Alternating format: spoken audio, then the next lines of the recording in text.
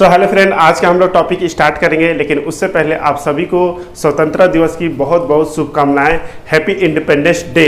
और आज का हम लोग जो टॉपिक स्टार्ट करेंगे वो बॉयलर इमरजेंसी हैंडलिंग से ही रिलेटेड है, जिसमें हम लोग बात करेंगे कि यदि हमारा बॉयलर ड्रम का जो वाटर लेवल है वो किसी भी कारण से हाई चला जाए तो उस समय हम लोग अपना जो इमरजेंसी हैंडलिंग करेंगे, जो एक्शन लेंगे वो क्या क्या लेंगे, कैसे इमरजेंसी हैंडलिंग करेंगे। और साथ में हम लोग देखेंगे कि जो हमारा बॉयलर ड्रम लेवल ये हाई गया तो उसके क्या रीजन हो सकते हैं और इसका हमारा बॉयलर पे या टरबाइन पे क्या बुरा इफेक्ट पड़ेगा। इन सभी बातों का डिस्कशन इस वीडियो में हम लोग डिटेल में करने वाले हैं। तो वीडियो बहुत ही इंफॉर्मेटिव होने वाला है, तो वीडियो के साथ बने रहे। और यदि आप इस चैनल पर नए हैं तो चैनल को सब्सक्राइब कर लें और बेल नोटिफिकेशन को ऑन कर लें ताकि इस टाइप का इंफॉर्मेटिव वीडियो आपको सबसे पहले मिले। तो चलिए अब वीडियो करते हैं स्टार्ट।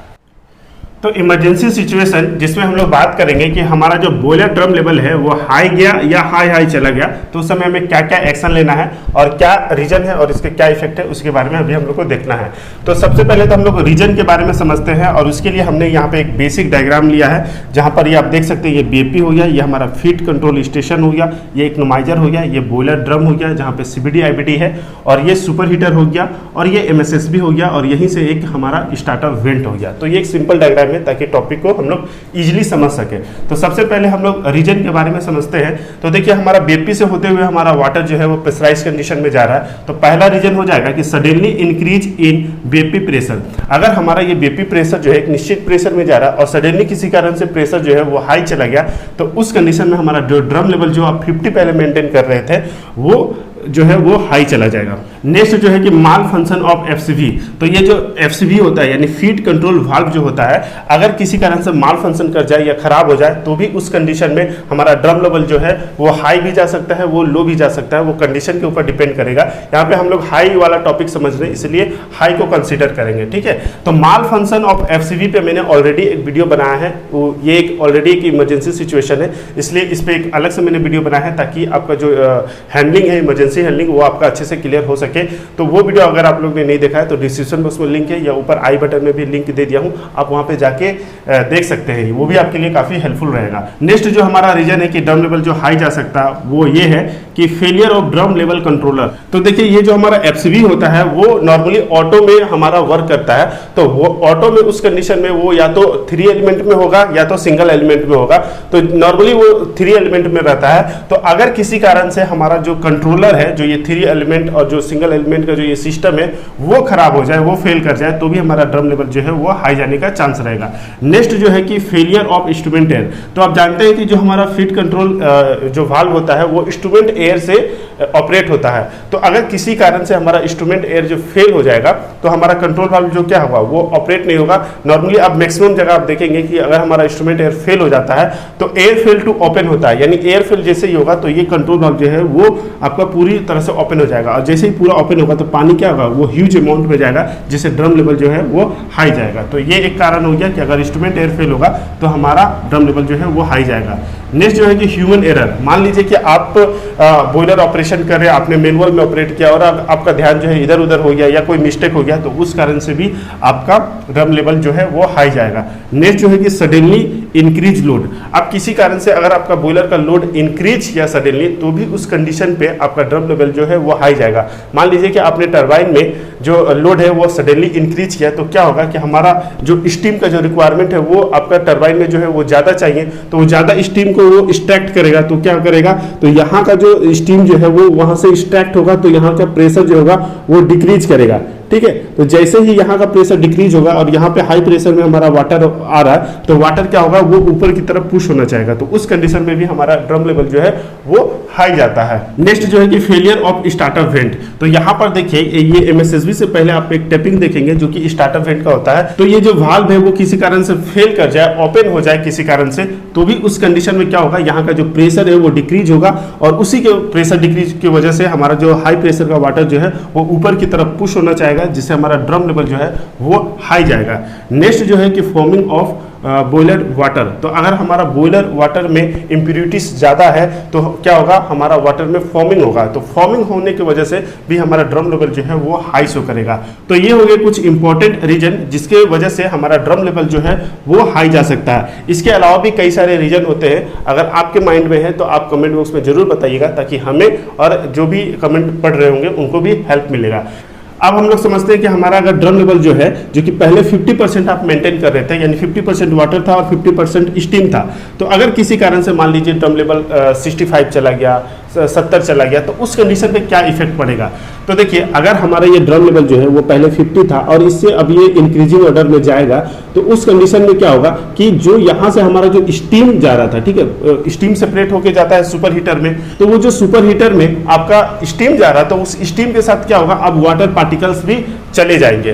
तो इसी कंडीशन को कहा जाता है कैरी ओवर। तो जब ये कैरी ओवर होगा तो क्या होगा, तो water particles go in super heater and turbine. तो वाटर पार्टिकल्स क्या होगा, सुपर हीटर में चला जाएगा और आगे की ओर जाते हुए टरबाइन में भी चला जाएगा। नेक्स्ट जो है कि suddenly decrease main steam temperature. तो देखिए नेक्स्ट क्या इफेक्ट पड़ेगा कि अगर हमारा वाटर पार्टिकल्स स्टीम में चला जाए तो क्या होगा, स्टीम का टेम्परेचर को वो डिक्रीज करेगा। तो सडनली हमारा जो स्टीम का टेम्परेचर है वो डिक्रीज करेगा। नेक्स्ट जो है कि deposition of impurity salts in boiler tubes and turbine blade. अब जो हमारा पर सुपर हीटर में जितने भी सारे ट्यूब्स लगे हैं, तो उसमें क्या है, वाटर पार्टिकल्स भी जा रहा है स्टीम के साथ, तो वाटर के साथ यहाँ पे क्या है, इम्प्यूरिटीज है, सॉल्ट्स है, सिलिका है, तो ये सभी आगे की ओर चले जाएंगे स्टीम के साथ। तो उस कंडीशन में ट्यूब में क्या होगा, वो जाकर वहां पे डिपॉजिट होने लगेगा, कलेक्ट होने लगेगा, और भी आगे जाते हुए हमारा टरबाइन ब्लेड के पास चले जाएंगे, जहां पे टरबाइन ब्लेड में वो भी कलेक्ट होने लगेंगे, वहां पर भी डिपॉजिट होने लगेंगे। तो ये एक बुरा इफेक्ट है।